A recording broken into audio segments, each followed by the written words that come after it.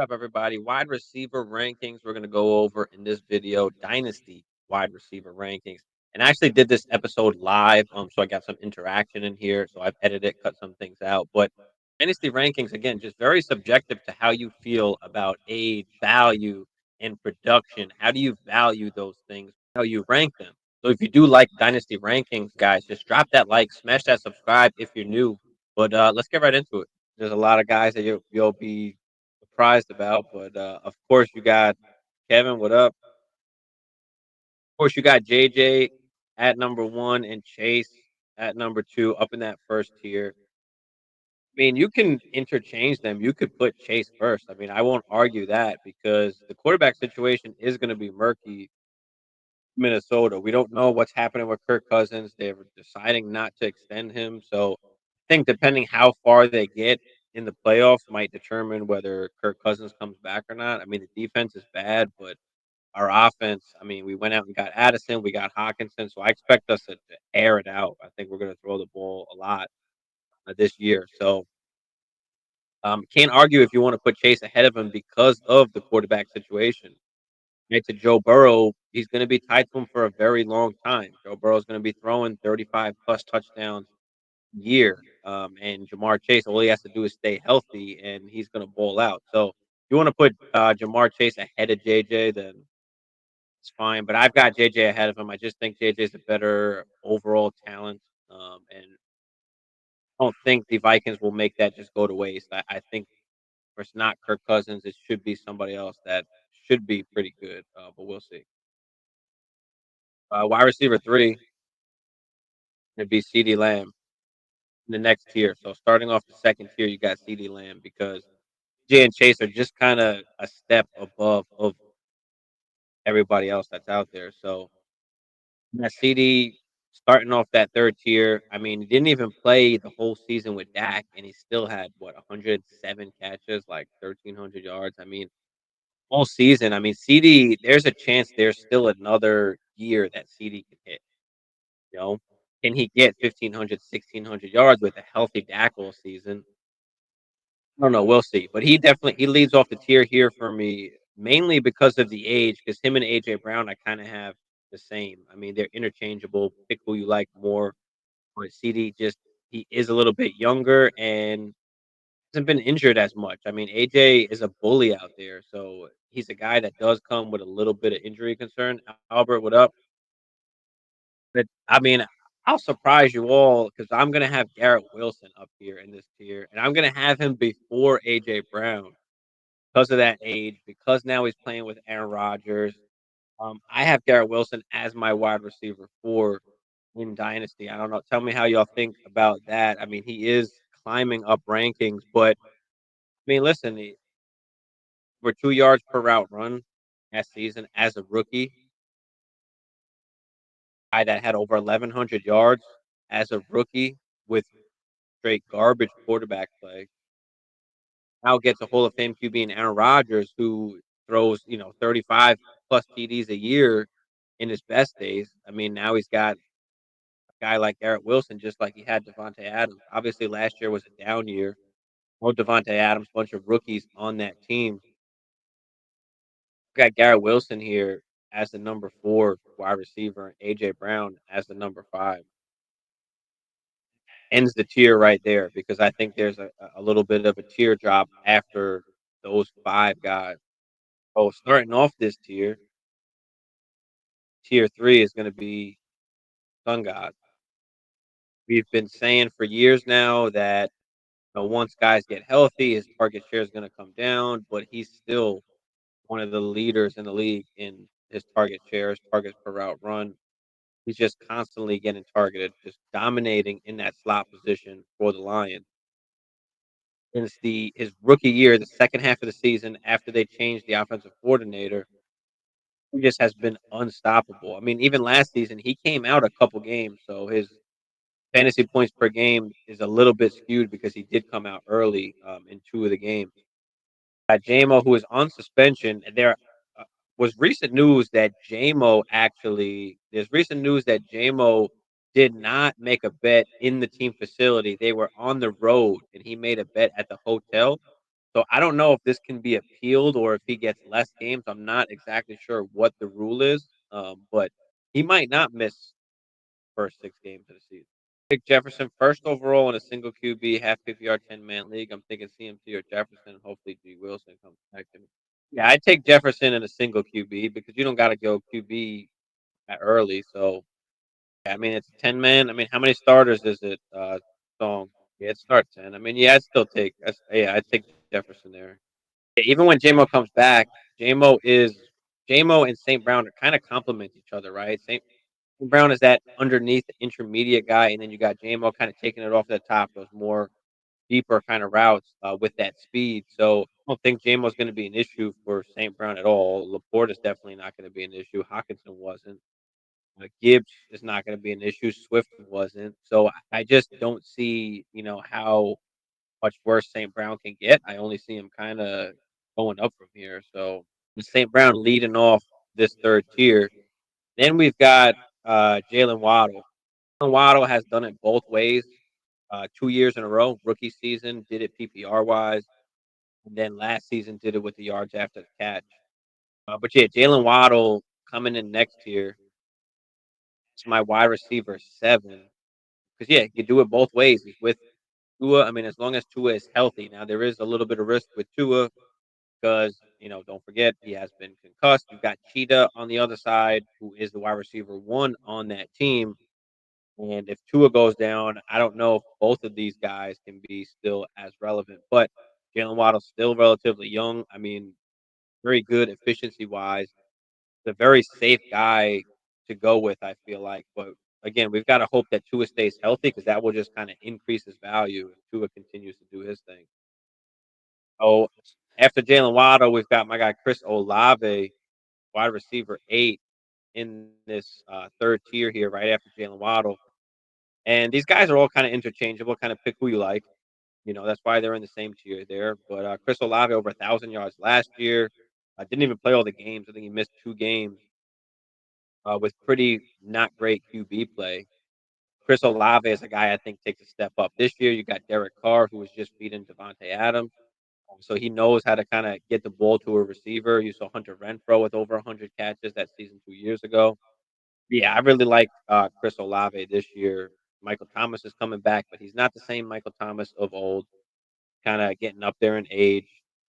Uh, yeah, man. Appreciate you for coming in, Garland. I got Chris Olave as my wide receiver 8 there. There is one more wide receiver in this tier, and it's very controversial. I've been taking some slack for it, but I'm still going to have him there because I think the long term outlook is what I'm looking at here, and just value wise, I mean, this is where he's being valued in the dynasty community, just in general. But I've got JSN up here. Lockett and Metcalf are on that team. There's a chance Lockett's not on that team after next season. A guy that's going to be in the slot can also play outside, but we've saw Lockett and Metcalf together both be top 15 wide receivers in fantasy. Question is Gino going to continue to be the quarterback? Gino going to be the quarterback that we saw the first half of the season, or is he going to be the quarterback we saw the second half of the season? Who's going to be the quarterback going forward? Especially if Gino not the same quarterback that he was that first half of the season. So that, of course, is a little worrisome. But again, we're going to talk about or we're going to go with the talent in Dynasty over the situation because situations change yearly all the time. So we're going to go with the talent over the situation. And I mean, just an incredible yards per route run in college, over 3. Uh, played in the same offense with Garrett Wilson and Chris Olave, and both of these guys are up here. Who produced those guys in college with those guys, same guys on the field together. They've been successful in the NFL. So how good do we think this guy is going to be? He's got to be at least right up there in that area with these other 2 guys. If these guys were successful in the NFL, I don't see how there's any reason why, JSN wouldn't be and why he wouldn't be, up here sooner or later. So, yeah, a little bit longer term outlook, but that's who I got there.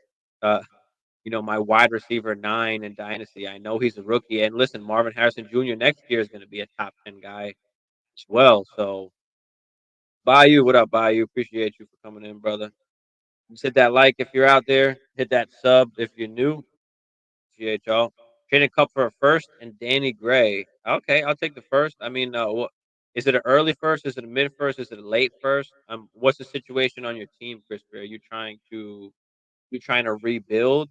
Because instead of just getting the first, maybe you go after one of these young wide receivers up here, right? I mean, are you totally rebuilding? Do you go and get a JSN, an Olave, a Garrett Wilson? I mean, how everybody else feels in that league about some of these young guys because every league is a little bit different. So, an important part is always knowing your league, but somebody's always going to be looking for immediate fantasy production because everybody's trying to win now. So, if you can move Cup for a young wide receiver that might not produce as much as that veteran wide receiver right now, then absolutely you can go and make that trade. So my next wide receiver I got up here is T. Higgins. To start off the tier 4 here is Mr. T. Higgins. I mean, wide receiver 13 in fantasy points per game last year. And he came out 2 games early. So you got to take that into consideration as well. In one of those games, he played like 1 or 2 snaps. He came out. So, he's up there in his fantasy points per game, tied to the elite quarterback, Joe Burrow. And Joe Burrow, I mean, is trying to take a team friendlier contract. Maybe they keep T. Higgins and Jamar Chase. That would be ideal. They can keep both of those guys. But even if they don't, I mean, I think he can be a wide receiver one somewhere else. He just got to stay healthy. His fourth tier here, Drake London, receiver 11, comes in right after T. Higgins. Drake London is a guy that I love. I mean, second in target share last year, like fifth in target rate. So both top five. So he's commanding targets at an elite rate. But over 2+ yards per route run last season. He is the wide receiver one. That's what I'm saying. That's what I'm saying. Love it. Yeah, Drake London has all of the metrics point to it, the draft capital, the draft profile. Everything points to him being a elite wide receiver in the NFL. And what he did last year at 21 years old, I mean, almost 900 yards on a straight garbage offense that they couldn't even trust Mariota to throw the football. Now Desmond Ritter, who threw the ball almost 30 times a game last year in those last 4 starts, was hot with London. So I like London this season as a breakout guy. So following Drake London, we've got Devonta Smith, the Eagles. Sitting across from AJ, we saw that first season he had about 900 yards receiving. Um, bullied a little bit on the outside. They went out and got AJ Brown, and now Devonta Smith is just as a top 10 wide receiver. Two guys in the top 10 there. So Devonta Smith, as long as he's on the Eagles, as long as Jalen Hurts is there, I mean, he's going to be in the top 15, top 20 every single season. Oh, you gotta love Devonta Smith, and he's young enough, 24 years old, but a guy that you can kind of build around. So Devonta Smith there, and now ending this tier in tier 4 is going to be DK. And a lot of people have complained, how can you have JSN above DK? And listen, DK was wide receiver 24 in fantasy points per game last year. Feel like yes, he can do the same thing, and he can be that high end wide receiver 2 with wide receiver 1 upside. But I feel like JSN has got wide receiver 1 upside. Pretty early. After this first season, second season, I expect JSN to be 100 catch guy. So we'll see what happens with DK. Love DK. He's a young guy. I mean, he's only 25. I feel like he's more of a high end wide receiver 2. He is a wide receiver 1, which is why I have him back here, back end of this tier 4 here. And these are all guys that you want to build around, right? I mean, those early rounds in your dynasty startup, very important to get guys that you can build around, your core guys, so that you can compete for a longer period of time. And that's how I rank my guys. You notice I don't have any of the older guys up here yet, like Diggs or Cheetah or Cup, because I don't want to build my team around those guys. I want those guys to help me, get over the top and help me win the championship. I don't want to build my team around those guys because that just gives me a shorter window. And there's many different ways that you can play dynasty. You can go after those older guys first. You can just look at that short, 2 to 3 year window, and then after that you can rebuild. So it all depends on what you like to do, what you enjoy doing. So, but all right, let's go to tier five here. Let's start off the tier five, and we can't hold off on these veterans too much longer because the production is just going to be starting to outweigh the age and the value. So here we go with Cheetah starting off tier five, and these guys are now a little bit older. Okay, they're losing value as they get older. Cheetah already has said he's going to retire after his contract with the Dolphins. Does he play more than that? I mean, I don't know, but he is getting to that age cliff where, he's at the top of his production and possible the decline starts somewhere in these next, 1 to 2 years. So, but love Cheetah. It's just a matter of, can you afford to let him die on your team? Do you have core players to build around? So that's typically how I like to build is I like to build around my wide receivers, get young core wide receivers. And, when I'm ready to really compete and push the envelope, then I'm willing to go out and buy some of these veterans, the wide receivers or the running back. Because during the season, there is a bunch of opening up of trades and guys that become available. Because if teams are not going to make the playoffs and they're not in good position, they may want to trade some of these older guys so they can get younger. So, Derek, what up? Appreciate you, brother. We said second year dynasty. I still have Ayuk, Pittman, Hopkins, Kirk, Mike Williams, and Gallup. Okay, I love Ayuk. Pittman is okay. Like if you can use Pittman to tier up, um, that would be good. So I guess if you're trading Cup, you're trying to start over. Can you trade Cup for one of these young wide receivers? Pair up with Ayuk. You know, Pittman is still relatively young, but can you pair up, Pittman and D Hop to get another one of these younger wide receivers, right? So you can kind of rebuild, but at the same time, you're still going to kind of be able to compete. Kirk is okay. Mike Williams, Gallup. Can you combine some of those guys and come off and tier up a tiny bit? Our receiver there as well. So there's a couple moves that it looks like you can make to kind of shape up your team. Yeah, Drew Derek. Bro, smoking my game blunt in the garage, watching you drop that knowledge on us. Appreciate you, Derek. Appreciate you, brother.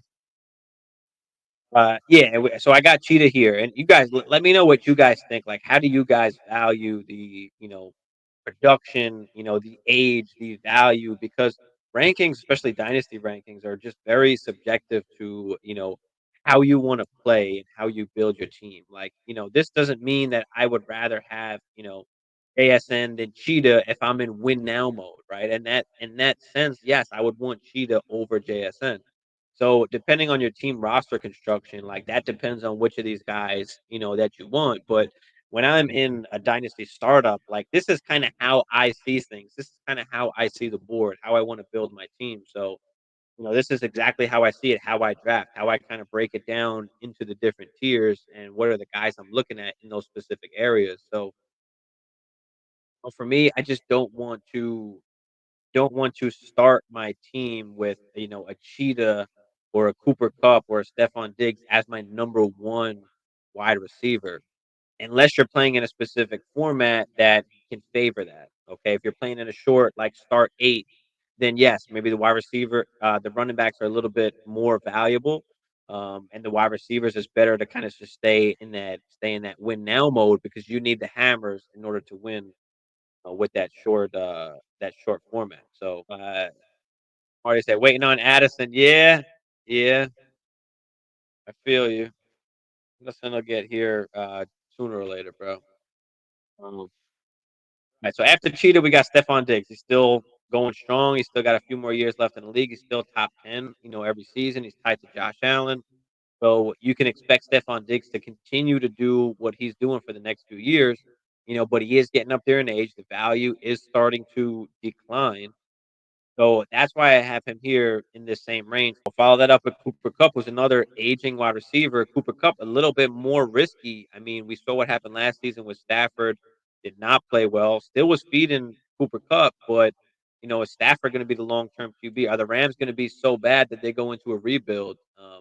And does that hurt Cooper Cup? So yeah, I mean Cooper Cup is coming off an injury again. Don't forget, and he is an older guy now. With those older guys, these ankle injuries, his foot injuries, it's hard on them. It's a lot harder on them.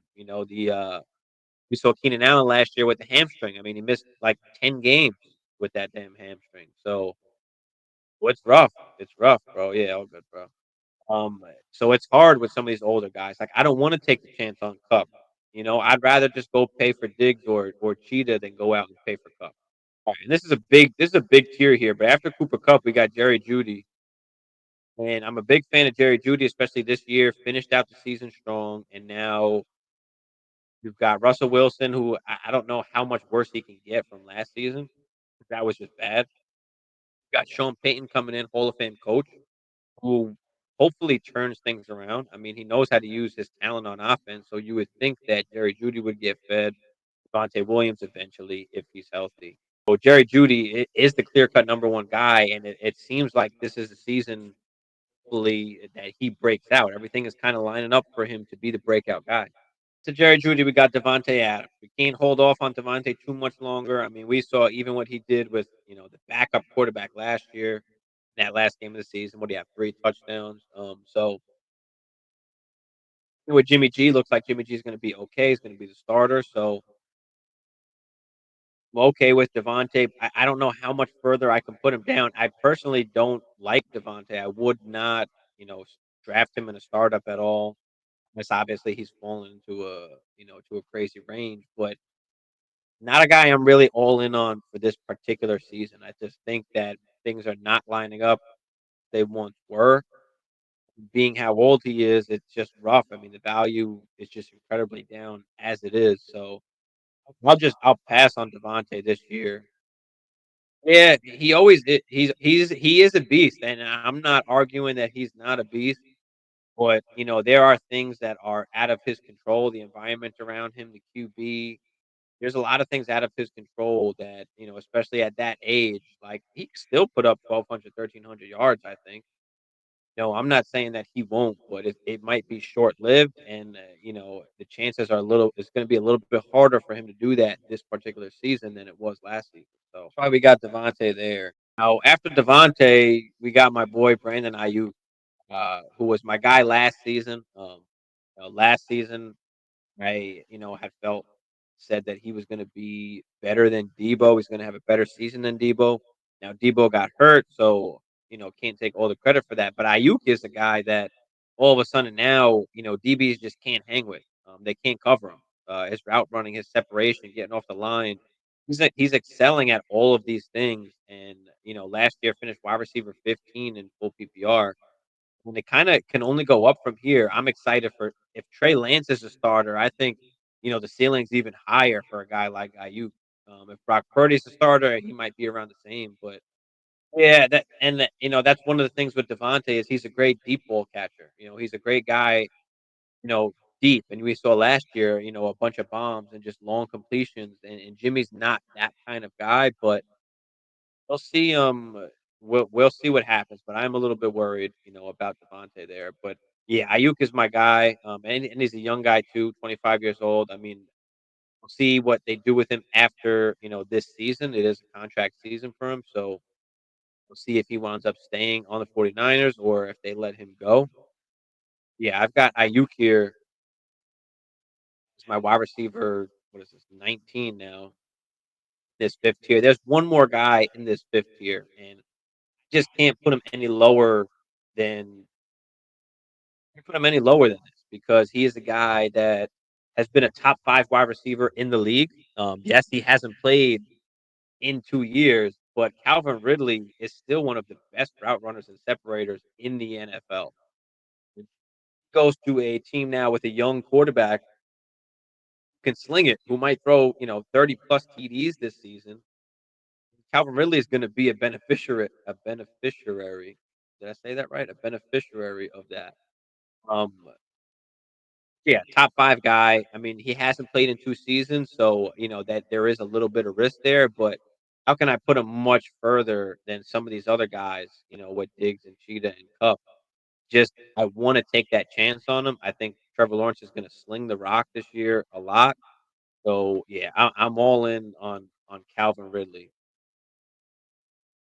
Song, you love you some Calvin Ridley. I'm with you on Calvin Ridley. He's grown on me, lately.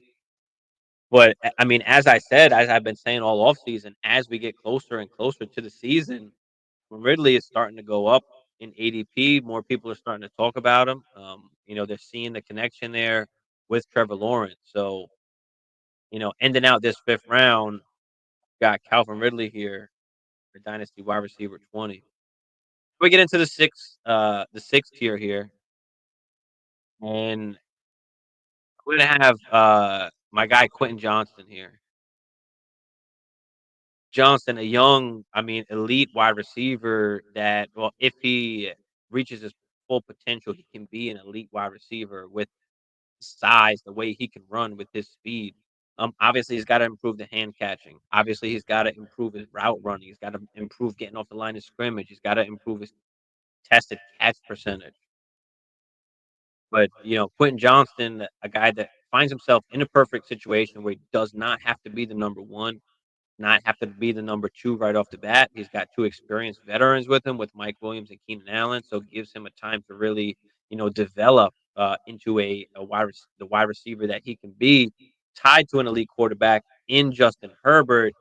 It just puts Quentin Johnson in a great position to succeed. So I really like Quentin Johnson. I really like the spot that he landed in, because if he landed in a different spot like Texans or something like that, wouldn't have liked him as much, because he would have just been the number one guy. There'd be too much attention on him. Doesn't give him a chance to to grow and really develop into the wide receiver he could be. So yeah, I know you love you some Ridley. Love him. I love him too. I love him too. Gotta get me some Ridley. But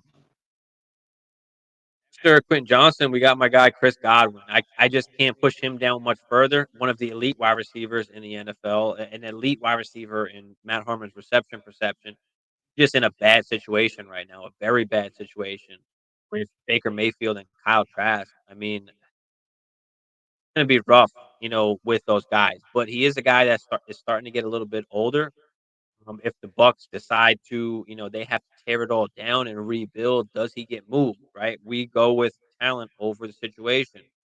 This situation can change at any point in time. Chris Godwin can get traded to a different team, all of a sudden get vaulted up. So I cannot, put him much lower than where we are here. But current situation is not good. I mean, it's a bad offense. It's a bad offensive line. No quarterback. I mean, so it's really rough there. Marty, this is for you. We got Jordan Addison up here next. Jordan Addison goes to a Minnesota Vikings team, across from Justin Jefferson with a good QB in Kirk Cousins. How long Kirk Cousins is going to be there, that we don't know.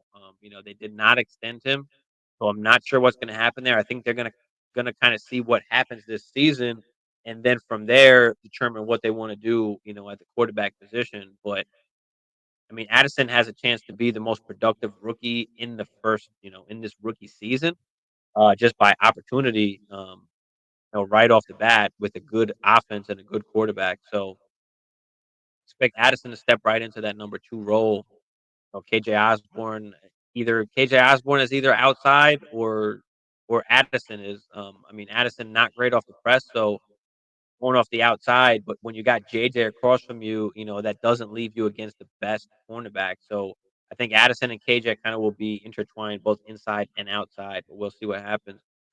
But I mean, good opportunity for Addison. That offense is going to be just crazy, bro. Like, I got him over QJ. No, that's fair. That's fair. I can't, I'm not arguing that. They're in the same tier for me. So, I got no problem with somebody taking Addison over Quentin Johnson. Addison is going to be safer play. I think he's gonna be the safer wide receiver.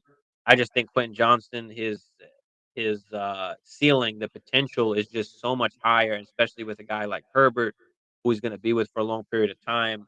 I wanna just chase that potential. I'd rather chase the potential with Quentin Johnson, especially in the place that he landed. Like I said before, if it wasn't the same spot, I'd probably have Addison. I would have Addison ahead of him, but considering the situation that he fell into, I like QJ just a little bit better, but he's right there, bro. I love Addison. The trade value gonna be crazy next year. Yeah, yeah, absolutely, absolutely. Especially, with QJ, if Keenan Allen gets hurt or Mike Williams gets hurt and he steps up, I mean, value could skyrocket. Addison, same thing after this season. It is going to skyrocket, especially if Kirk Cousins winds up staying. If they play well, if they get into the playoffs and play well in the playoffs, I mean, you can see a Kirk Cousins extension. You can see that offense for another, 3, 4 years just go crazy, airing it out. So I do still like Addison a lot, bro. Up, Jamie. Appreciate you, bro. Appreciate everybody for tuning in. Make sure you hit that like if you haven't. If you're new and you're tuning in, appreciate you as well. Smash that sub if you like it. Mention something in the chat. Disagree with me, agree with me. Let me know what y'all think. I mean, again, it's very subjective. It's hard to come up with rankings. How much again do you value the production, the age, uh, you know, the value? I mean, how do you all intertwine it into your ranking? So just kind of just is just how I see mine. All right, after Addison, I've got my guy Jahan Dotson here. Right after Addison. Situation kind of sucks because he's stuck behind Terry, but a guy that was drafted in the first round, what was he, number 15 overall? Awesome last year, had a bunch of touchdowns in a short period of time. Is that going to continue? We don't know.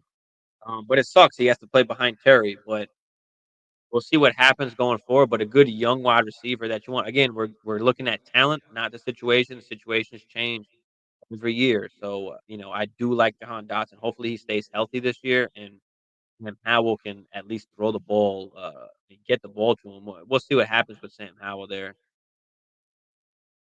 We got Christian Watson up next after Jahan Dotson. I can't put him much lower than that. 2.4 which per route run last season. Had a bunch of touchdowns that I don't know if that continues at that rate. Obviously, that was with Aaron Rodgers, but he kind of elevates old wide receivers, everybody around him. So now with Jordan Love, we'll see, what Jordan Love can do with Christian Watson. We'll see what effect Aiden Reed has on that offense coming in right away, pretty much in the slot there. So interesting to see what Christian Watson does this season with Jordan Love. After Christian Watson, I mean, I can't push this guy much lower. Is going to be JMO. Know that obviously he was suspended, and we just like we talked about earlier. Apparently, he wasn't at the facility. He was on the road with the team in the hotel when he made a bet. So I don't know if that's going to get reversed or that's going to get shortened. I'm not sure what exactly the rule is. I'm sure we'll find out shortly. It's something that I found just came up before I got on. If anybody has any info out there, let me know. Uh, what exactly is happening with that JMO thing. If anybody has any info, and in this sixth tier, I've got my guy DJ Moore. I mean, the better offense. Well, I can't even really say that because that offense was horrible last year. It was just Justin Fields running, but I think DJ Moore with Justin Fields, I think he'll be around the same that he was. I mean, I feel like he's a top 20, top 20 receiver. I think he's a mid wide receiver too, can wide receiver too, with some upside. So we'll see, what DJ Moore does. But I mean, he's had what almost 1,100 yards every season for last season. Obviously, I like me some DJ Moore. It's hard for me to put him, much lower than that. But I mean, that's basically what is that 24, 25, 26, or something like that. Wide receivers. It's my 6 tiers of wide receivers. How I'm looking at it in Dynasty. When I'm drafting, this is kind of how I'm breaking it down. Into who I want on my squad. But yeah, let me know. Let me know what y'all think about wide receivers here. Agree, disagree. Let me have it while I'm here. DJ Moore over Adams. Okay, fair, fair. You like DJ Moore? Okay. I mean, it's a big tier here. It's a big tier. You know, you want that production right now or not? So that's really what it comes down to there. I've always been a DJ Moore fan, so No, I'm okay if you got him higher. I mean, I can't argue much there. Got the production to back it up. He just hasn't had a good quarterback. And we'll see if Justin Fields takes that next step up in the passing game. So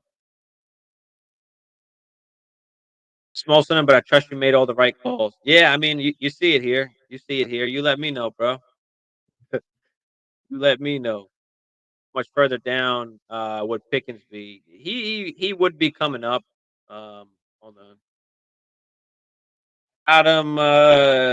I've got him actually right after JMO. So he right after DJ Moore. JMO and DJ Moore. So and then I've got Burks after that, and I got Amari. So I'll give y'all just a few more. Give y'all a few more. But that's how mine is rounding up. Pickens, yeah, Pickens coming up next. I mean, listen, he didn't have a good. He had like a 16% target share.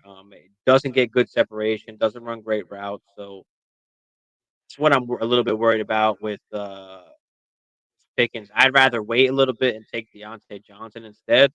Deontay Johnson is a guy I really like. I mean, like fifth in the league in targets last year.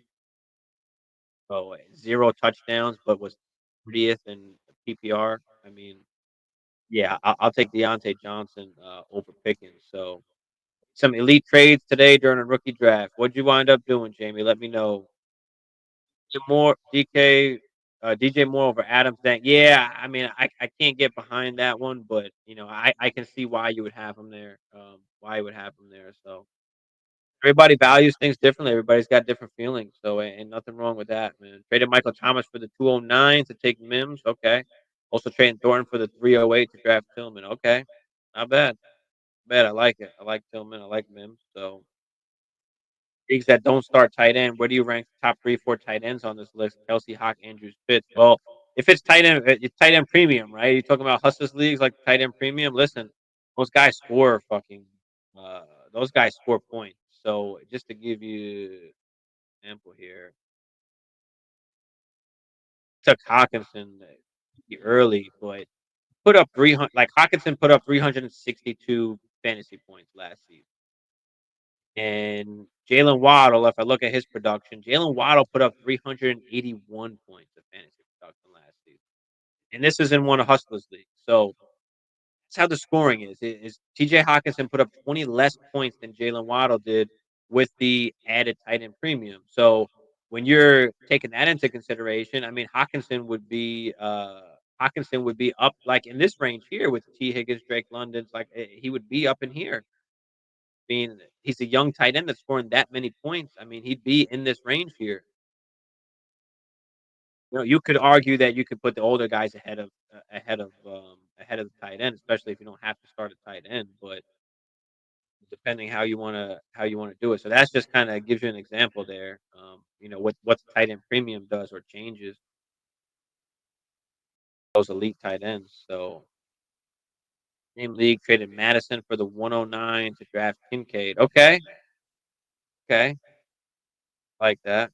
I like Johnson over Pickens. Yeah, I like Johnson over Pickens too. And if I'm win now, I'm taking it. I think I got Deontay right after Amari Cooper here because I believe in that Browns offense more than I do the Steelers. I have him up here. Yeah, I don't even have him. Yeah, I do have him up here. I'd have Deontay right after Amari there. Tight end premium. Yeah, yeah, yeah, bro. That's why I took That's why I took Hawkinson like early. It's a guy I can kind of build around because if he does what he did last season or even better, I mean, he's putting up, most wide receiver 2 numbers. Like, so how you, that's how you got to look at it with some of these tight end premiums and click on, all you got to do is just click on them. I mean, you can see, um, what the difference is. Like, let me pull up Kelsey real quick. So Travis Kelsey put up 527 fantasy points last season. Um, it's just nuts. Uh,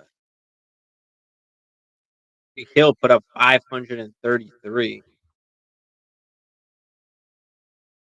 So Travis Kelce had just as many points as Tyreek Hill.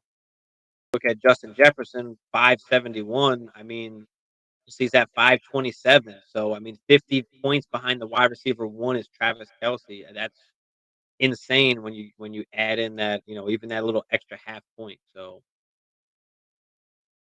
very true, Derek. Guys, hit that like, smash that subscribe if you're new, if you're hanging out. Appreciate y'all. To wrap it up for the Dynasty wide receiver rankings as I have it right now. Drop me down in the comments. What do you guys think? Do you agree with some of these guys? Do you disagree? Let me know down in the comments. But before y'all get out of here, just do me a quick favor. Smash that like, smash that subscribe if you're new and you did enjoy this video. But I'll see y'all in the next one.